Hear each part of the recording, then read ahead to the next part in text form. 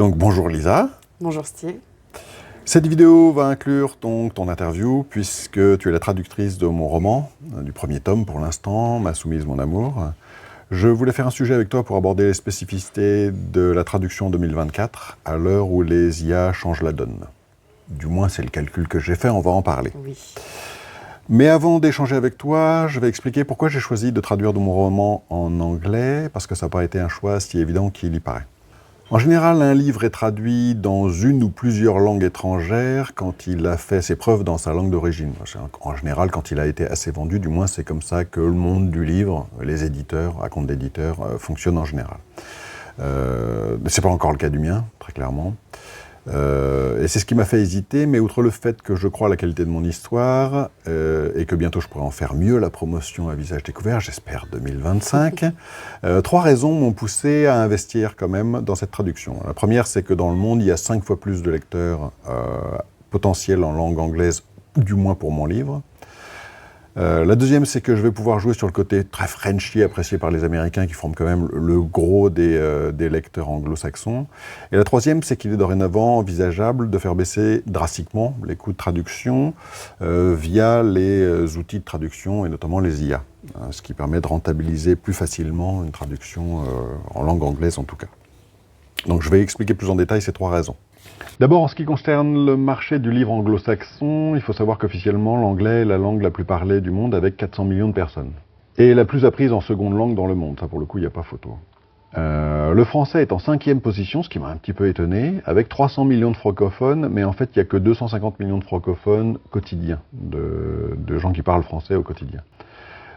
Ces chiffres semblent comparables, 300 millions, 400 millions, comme ça à vue de nez, mais il ne faut pas s'y arrêter, parce que quand on compte uniquement les populations qui ont accès facilement à la littérature, donc qui peuvent acheter des livres, et en particulier au prix du marché occidental, on va dire, c'est tout à fait la même chose. Pour l'anglais, ça donne à peu près 330 millions de lecteurs potentiels, du moins une population de 330 millions aux USA, 66 millions au Royaume-Uni, 26 en Australie, j'ai trouvé ça un peu étonnant, mais c'est un pays quasi vide, et 4 millions en Irlande, pour un total de 426 millions en fait. Pour le français, le problème c'est qu'il faut enlever les pays trop pauvres pour acheter des livres, au prix du marché donc occidental comme je l'ai dit, et ceux pour qui la censure officielle, sociétale ou d'origine religieuse sévit. Donc en particulier pour la littérature érotique, on a eu un certain nombre de contacts de pays soit d'Afrique du Nord, soit originaires d'Afrique du Nord, qui nous expliquent clairement que la littérature érotique, c'est pas permis, quoi, grosso modo. Ce qui fait que, en pratique, en tout cas pour le livre qui nous intéresse, il faut oublier la majorité des pays d'Afrique. Ce qui reste, c'est 68 millions de Français, 5 millions de Belges et 7 millions de Québécois francophones, soit un total de 80 millions. 80 millions rapportés à 420 millions d'anglophones, le calcul est vite fait, le marché anglo-saxon c'est 5 fois plus important. En ce qui concerne l'image de la France aux USA, elle est bonne, même s'il peut y avoir du French bashing, mais ça ne concerne pas tout.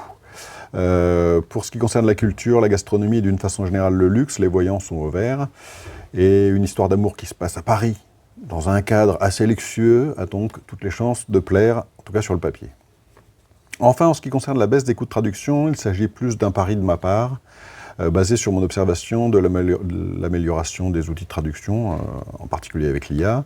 Si j'avais voulu faire traduire mon roman de façon traditionnelle, à la louche, et rien que pour le premier tome, il y en avait pour 25 000 €. Au moins. Au moins. Au ouais. moins. C'était inenvisageable pour moi, clairement je n'avais pas les moyens. En revanche, j'ai été impressionné en faisant des tests, ne serait-ce qu'avec Google Traduction, mais il y a maintenant plein d'autres outils, gratuits, qui plus est. Et je me suis laissé dire qu'un outil de ce genre pourrait faciliter le travail d'un traducteur, et tu m'as confirmé d'ailleurs que c'était très utilisé par les traducteurs eux-mêmes. Tout à fait. Et au point de permettre donc une traduction, alors ce que j'ai estimé, c'est que peut-être elle pourrait être 10 fois plus rapide, donc 10 fois potentiellement 10 fois moins cher. J'ai fait un calcul rapide, en partant du principe qu'il n'y aurait plus qu'à corriger le résultat fourni par ce genre d'outils. Il va sans dire que l'IA seul ne peut pas fournir un résultat satisfaisant, on va en reparler. Donc j'ai donc proposé un projet de traduction sur une plateforme de freelance sur cette base, on peut citer la plateforme, c'était Malte. C'est-à-dire en proposant une rémunération équivalente à 10% de ce que ça aurait coûté avant, soit 2 500 €. Je ne savais pas ce que ça allait donner, j'en avais aucune idée, Je m'étais dit, ça se trouve, j'aurais aucune réponse. Mais j'en ai eu plusieurs, dont la tienne. Et c'est comme ça que j'ai fait ta connaissance. Exactement. Alors maintenant que j'ai fini d'expliquer tout ça, est-ce que tu peux te présenter? Alors, je m'appelle Lisa Messaoudine, j'ai 26 ans. Je travaille dans la communication et je suis également traductrice en freelance, en langue anglaise et espagnole. Qu'est-ce que tu as fait comme étude pour devenir traductrice? Alors, j'ai fait une double licence de droit et langue, ce qui m'a permis d'étudier la traduction en général, et plus spécifiquement la traduction juridique, puisque c'était mon cursus, et l'interprétation, qui est de la traduction directe à l'oral. J'ai fait un master en relations internationales par la suite, qui m'a permis de partir en Erasmus en Espagne, donc de pratiquer encore, et un second master en diplomatie. Oui, tu fais une bonne formation initiale, c'est solide, quoi. Exactement. Et alors, j'en parlais à mon père hier et il me disait faire de la traduction, surtout en direct, parce que tu me parlais de traduction en soutenance de thèse. Donc, d'abord avec un vocabulaire spécifique, pro. Oui. En direct, en n'étant pas bilingue d'origine, j'ai envie de dire, c'est-à-dire en n'étant pas... c'est pas ta langue maternelle, chapeau. Merci. C'est ce que je pense. Ça fait presque 2 ans que je me suis lancée en freelance dans la traduction. J'ai toujours adoré les langues, les pratiquer, les apprendre. Donc c'est pas vraiment une difficulté dans le sens où je voulais utiliser quelque chose que j'aime pour faire une activité autre que celle que je fais au quotidien. Et je voulais réutiliser ce que j'ai appris finalement en licence, que j'utilisais plus vraiment. Donc je me suis lancée là-dedans et j'ai toutes sortes de missions. Ça peut aller du document officiel, de la traduction de documents officiels, au documentaire, du sous-titrage, à effectivement l'interprétation en direct. Par exemple, donc pour des soutenances de mémoire de master, quand il y a des professeurs étrangers, ils ont besoin de traducteurs pour leur expliquer le sujet. Et effectivement, là, c'est un gros travail en amont, notamment avec les étudiants, pour comprendre vraiment le sujet. Quand c'est des domaines spécifiques comme la médecine, où ça va être des termes très précis, il faut qu'on travaille avant ensemble sur le sujet pour que je connaisse les grandes lignes et qu'ensuite je puisse traduire en direct le jour J. D'accord. Bon. On a travaillé un petit peu là-dessus aussi pour mon roman, même si on ne parlait pas de médecine. Non, c'est vrai.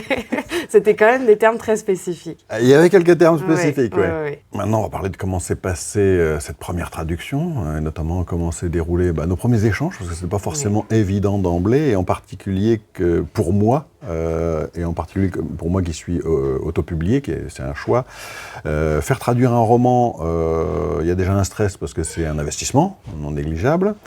Et il y a une particularité, c'est, en tout cas pour moi, j'étais absolument incapable, et je le savais à l'avance, de juger du résultat de la traduction. C'est-à-dire que, clairement, si je fais appel à une traductrice, c'est pas pour rien. Oui. Et ça avait un côté stressant, évidemment. Alors, pour pallier à ça en partie, j'avais proposé à ceux qui m'ont répondu sur Malte de faire un test sur le premier chapitre. Il y avait 7 pages, et effectivement, j'ai reçu 3 réponses, donc 3 tests, et une professeure d'anglais, à qui j'avais fait appel pour qu'elle me dise ce qu'elle pense de ces 3 versions, m'a vanté ton travail.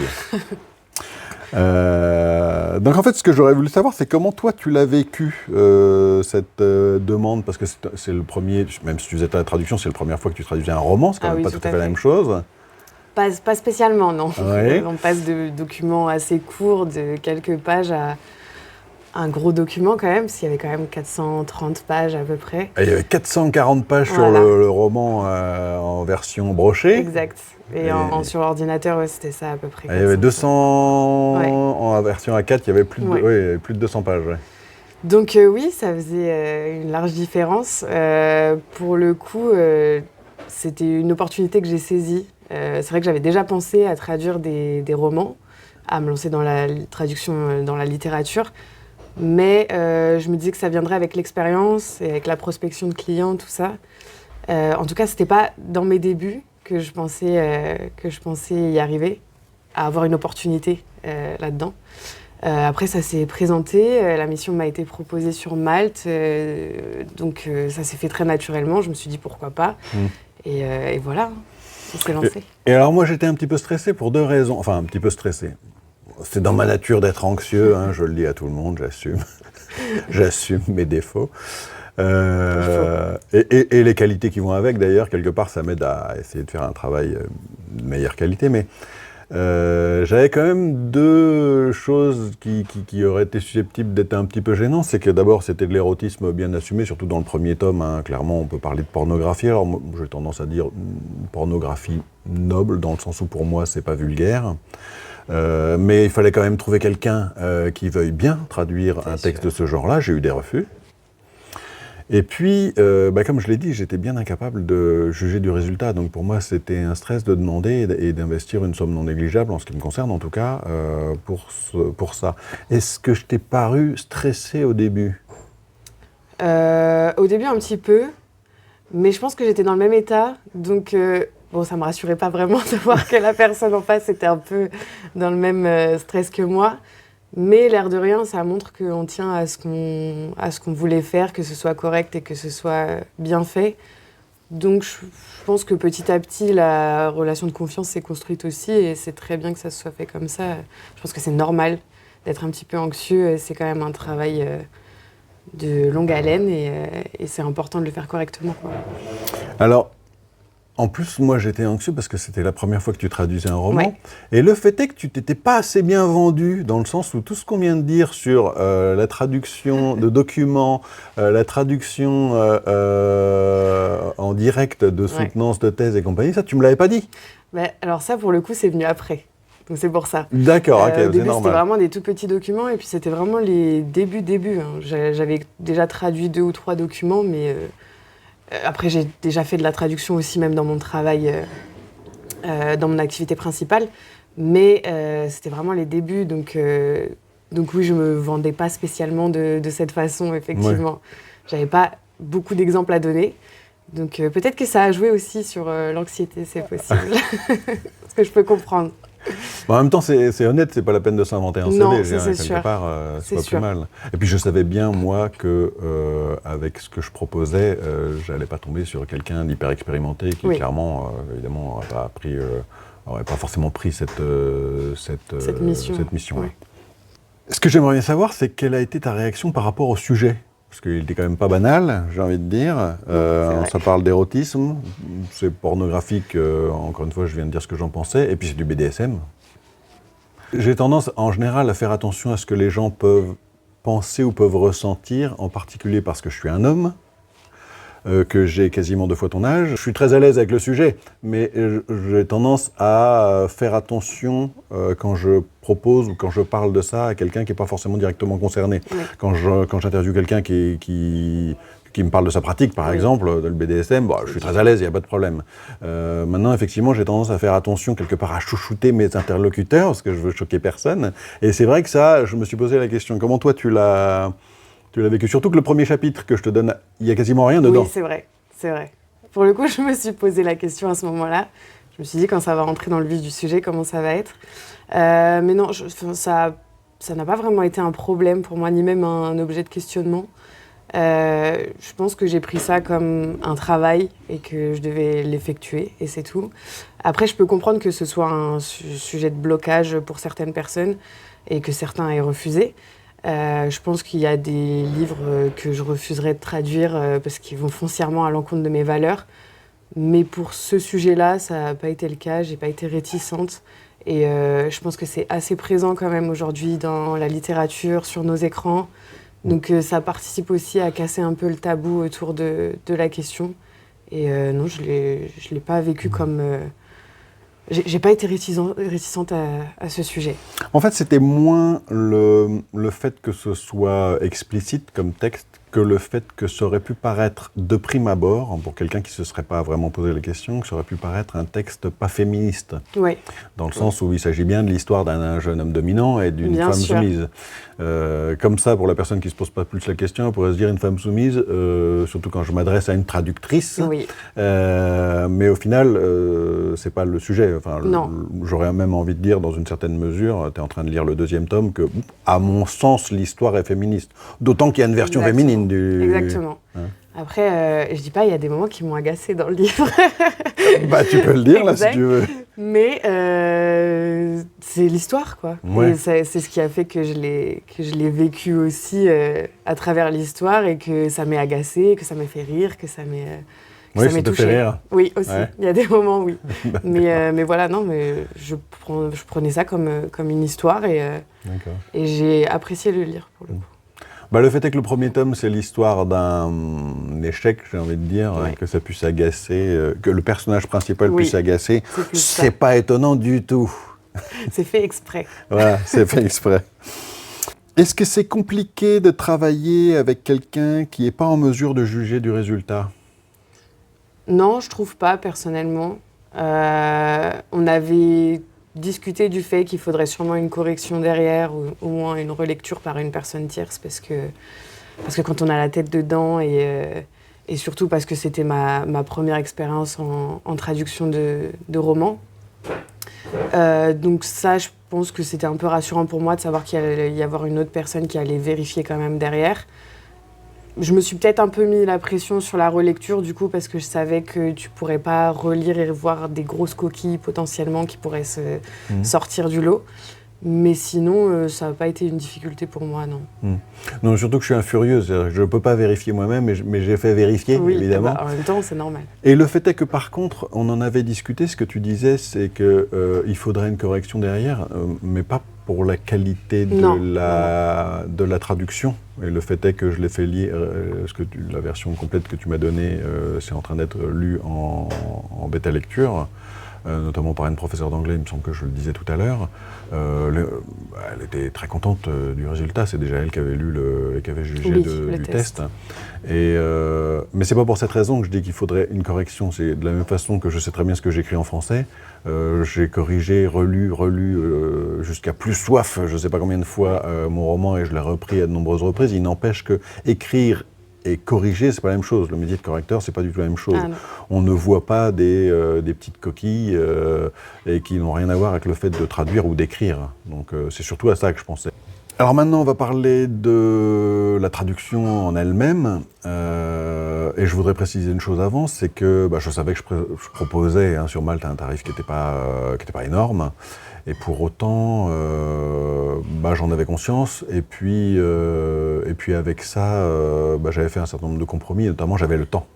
Donc je t'avais laissé pas mal de temps. Il me semble que je t'ai laissé quasiment 1 an en fait. Presque, au final. Il me semble que je te l'ai passé en novembre 2023.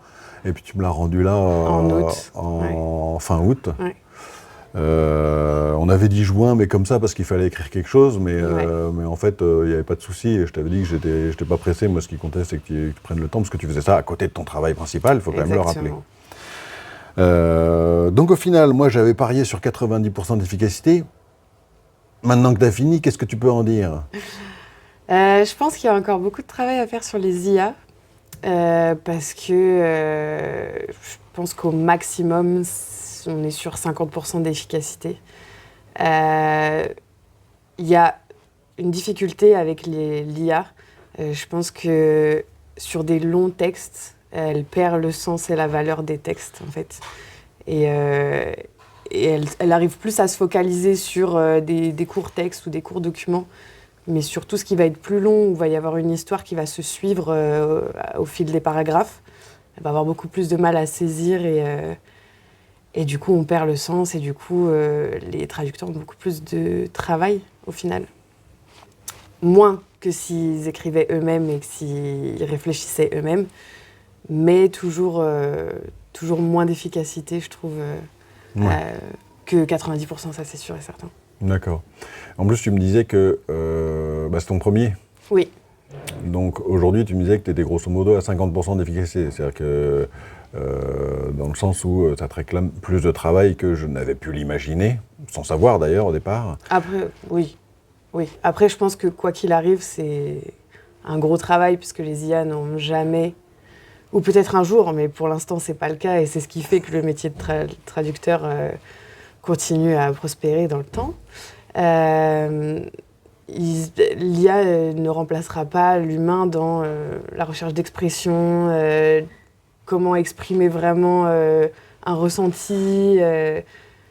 dans une autre langue que le français, qui a énormément qui utilise beaucoup d'expressions, c'est compliqué de traduire littéralement. C'est même pas possible.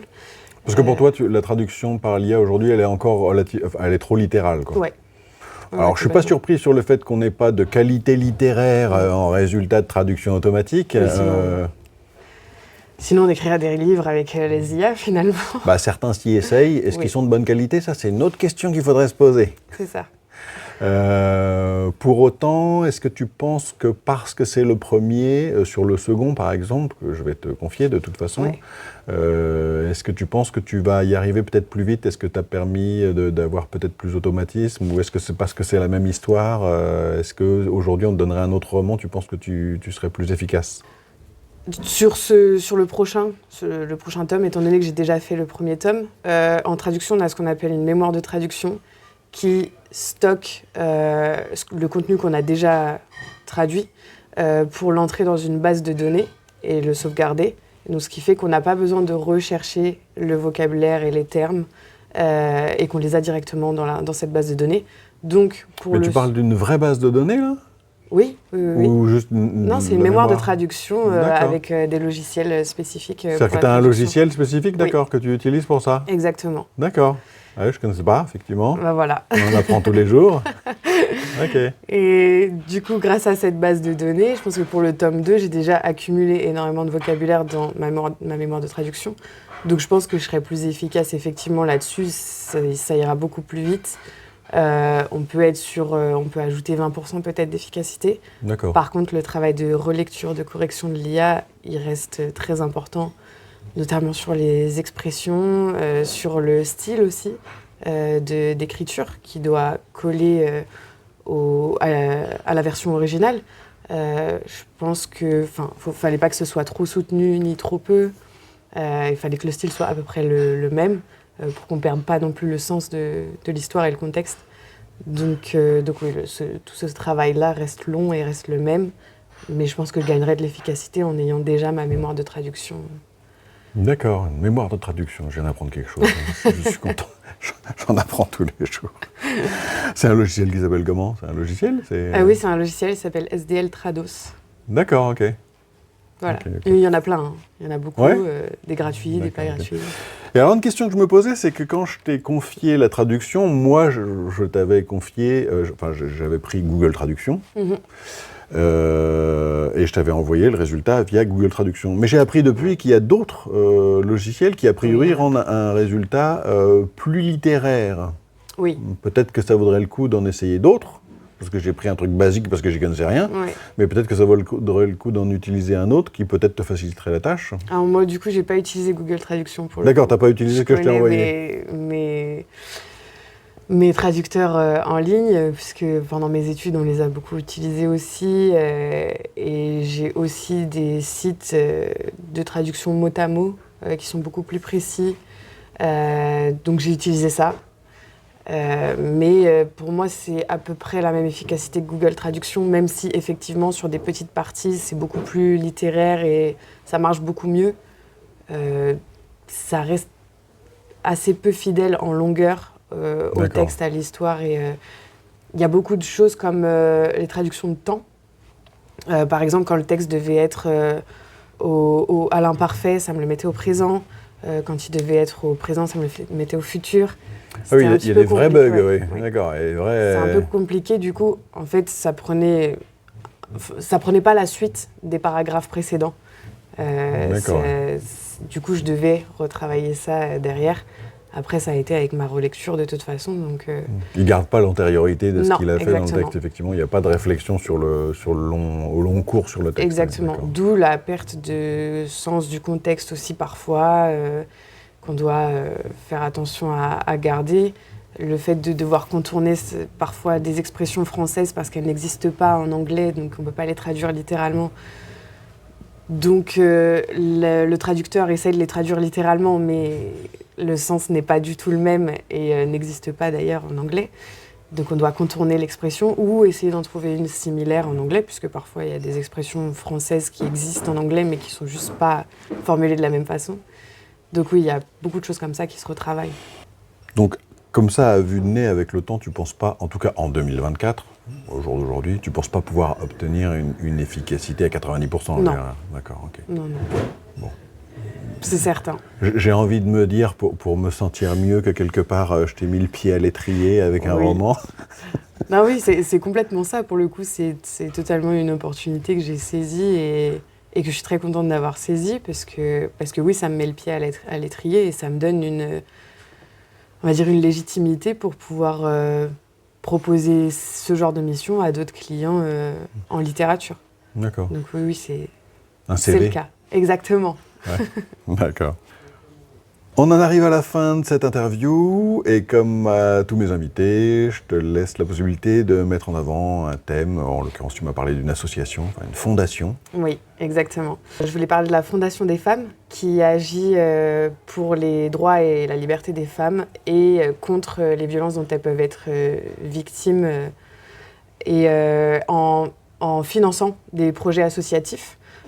Tous les fonds qu'elle récolte, en fait, servent à financer des projets associatifs qui permettent d'aider et d'accompagner les femmes qui pourraient être dans des situations très précaires ou victimes de violences, financièrement, matériellement et juridiquement. Ces associations et ces projets associatifs, ils permettent d'aider notamment les femmes qui sont en situation très précaire ou victimes de violences quand elles sont en procédure judiciaire. D'accord. Donc n'hésitez pas. Je mettrai de toute façon les coordonnées de la fondation sur l'article associé à cette vidéo, okay, sur mon site internet. Et puis je mettrai également tes coordonnées. Oui. Tu m'as parlé de ton profil LinkedIn. Oui, tout à fait. De façon à ce que les gens qui veulent te contacter puissent éventuellement te contacter. Et comme je disais, on en est à la fin de cette interview, donc je te remercie d'avoir accepté de participer. Merci à toi de m'avoir proposé cette interview. Et puis, je vais te recontacter incessamment, puisqu'on a un deuxième tome à traduire. Exact. Il faut que je finisse de le lire d'ailleurs. Oui. Et donc, je te remercie encore une fois. Merci beaucoup.